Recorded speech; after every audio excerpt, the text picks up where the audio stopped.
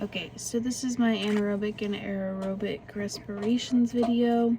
The first question it asks is it wants you to compare and contrast the anaerobic and aerobic respirations. The main difference between the two is that one requires oxygen and one does not. So your aerobic does require oxygen and your anaerobic does not require oxygen. So on here it wants you to list out the steps and the process and everything. So I have a little drawing. I don't know if you can see that. Let me turn my brightness down. So this is of the fermentation part of it.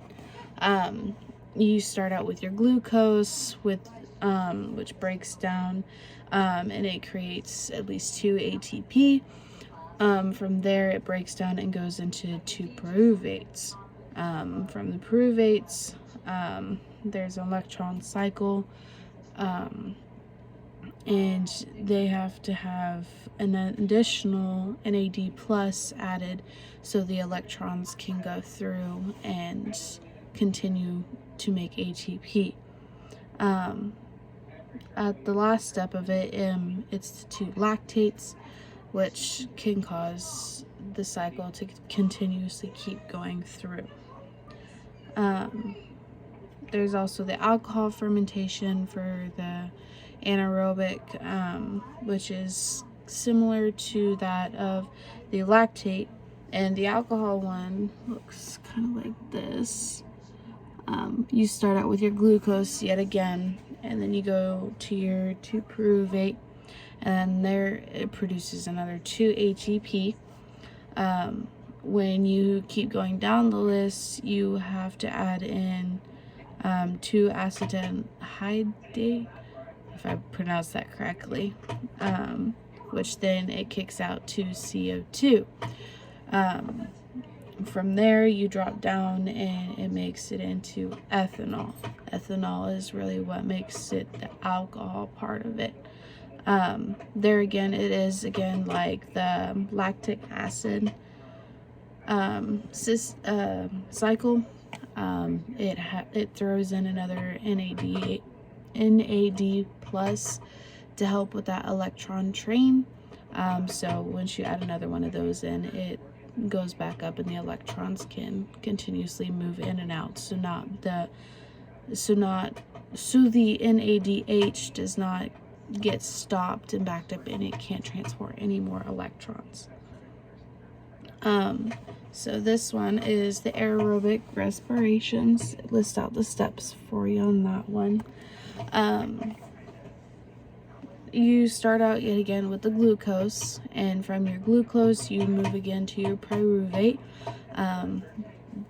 All of them have that step because they don't require oxygen. It's once you hit the aerobic respirations, you have to start using the oxygen once you go from the cytoplasm to the internal part of the mitochondria. So your glucose and your pyruvate, they don't require the oxygen. They're in the cytoplasm of the mitochondria.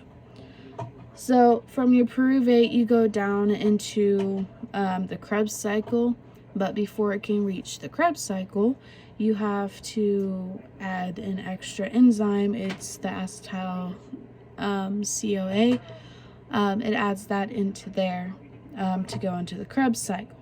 Once you're in the Krebs cycle, it cycles through and it produces another 2 ATP. From the Krebs cycle, it goes down into the electron transport train, which produces 32 ATP. So in total, you have around 36 to 38 ATP when it comes to your aerobic respirations. That one is the one that produces the most energy. When you have the other 2 anaerobic respiration cycles, they only produce in between 2 to 4. So they do produce energy, but the energy only lasts for 4 to 6 seconds a piece. And when you don't have oxygen, oxygen is very, very important for this, because if you hold your breath and you have no oxygen, it starts to hurt in your chest and whatnot. And that's the kind of a good way to explain that if you don't have oxygen, you don't have the energy you need to continue to survive.